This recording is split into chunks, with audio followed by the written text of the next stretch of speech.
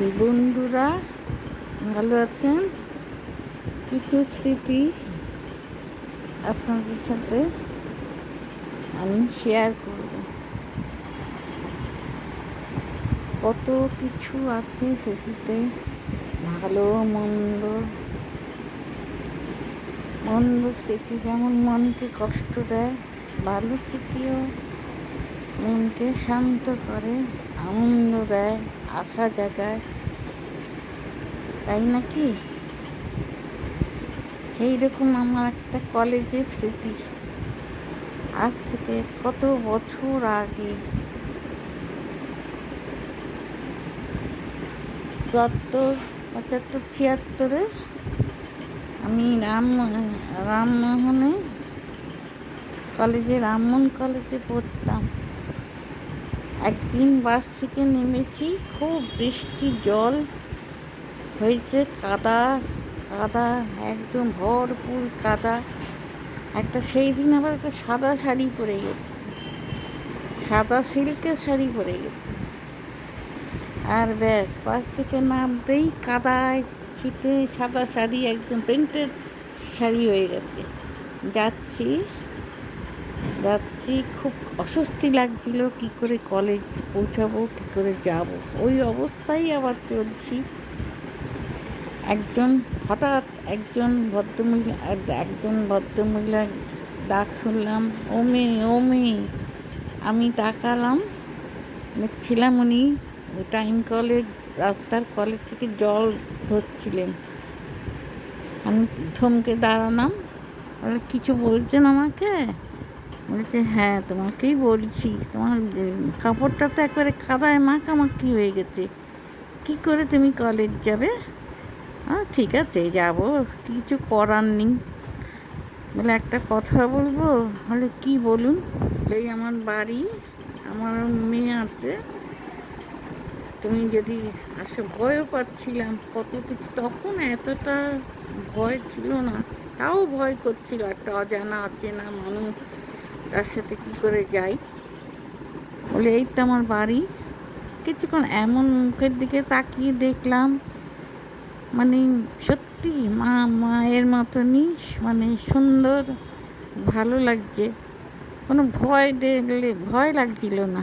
দেখি কি ব্যাপার, তার আস্তে আস্তে তার সাথে গেলাম, একটু গলিতে সামান্য দেখতে দেখতে গেলাম। তা গিয়ে আমি ঢুকলাম, যা দেখি না কি হবে। গৃহস্থ বাড়ি দেখলাম, কোনো আশেপাশে তাকাতে তাকাতে গেলাম, বড় বড় বাড়ি, কোনো অসুবিধা মনে হচ্ছে, কোনো অসুবিধা নেই। গেলাম, সত্যিই তাই, এত সুন্দর যত্ন করে আমাকে ওনার মেয়ের শাড়িটা পরতে দিলেন।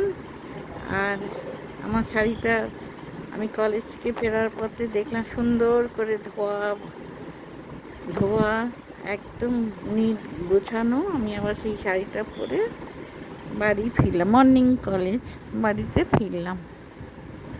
সেই থেকে উনি আমাকে যে কি ভালোবাসতেন, আমি বলে বোঝাতে তার স্মৃতিচারণ আজকে করছি।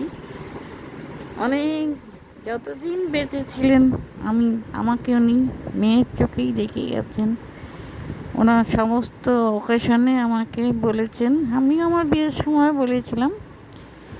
যাই হোক, দুদিন যদি আমি না যেতাম, উনি কলেজে বাড়ির সামনে দাঁড়িয়ে থাকতেন, আমার তো রাস্তা ছিল কলেজ যাওয়ার, দাঁড়িয়ে থাকতেন। খুব মানে বলতেন, তোমায় আসো না কেন, একবার করে মাঝে মাঝে এসে যাবে। আর গেলে কি যে যত্ন, মানে আমি ভুলবো না, সেই স্মৃতিগুলো আমার থেকে যাবে মনিকোটায়। তাই ভাবি যে কিছু ছাড়তে হয় জীবনে, কিছু হারিয়ে যায়, আবার কিছু যোগ হয়। এটাই হয়তো ঈশ্বরের ইচ্ছা। সব সময় মানে অপূর্ণ রাখে না জীবন, কিছুটা পূর্ণতা দেয় মানুষকে। মনে হয় ঈশ্বর এটাই বোঝান যে তুমি সহ্য করো, দেখো তোমার জীবন সহ্য করো এবং ভালো পথে থাকো। তোমার জীবন অপূর্ণ থাকবে না, পূর্ণতায় ভরে যাবে। তুমি শান্তি পাবে। তুমি শুধু নিজেকে স্থির রাখো, স্থির লক্ষ্যে রাখো, কারোর ক্ষতি করো না। দেখবে একদিন না একদিন তুমি শান্তি পাবে। আমার এখনো সেই মা বলে ডাকতাম, মায়ের কথা মনে পড়ে। ভাবতাম আমার জীবনে সত্যি একটা পাওনা ছিল। এখনো মানে ওনার মেয়েরা আমাকে বোন বলেই মানে এই আমার নিজের সংসারে চাপে হয়তো সেরকম পারি না নিজের শরীরের জন্য, কিন্তু মনে পড়ে সেই দিনের কথাগুলো।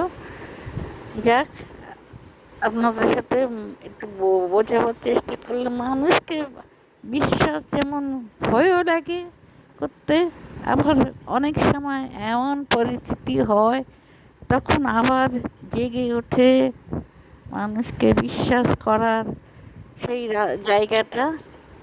ভগবান তাই বুঝিয়ে দেয়, ভয় নেই, ভয় নেই। তুমি মানুষকে বিশ্বাস করো, বিশ্বাস হারিও না। শুধু সচেতনভাবে বিশ্বাস করো, অন্ধভাবে বিশ্বাস করো না। এইটুকুনি বলার ছিল। নমস্কার নেবেন।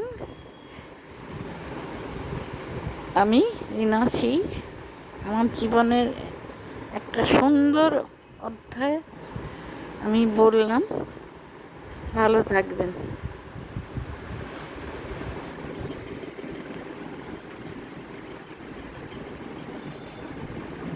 নমস্কার নেবেন।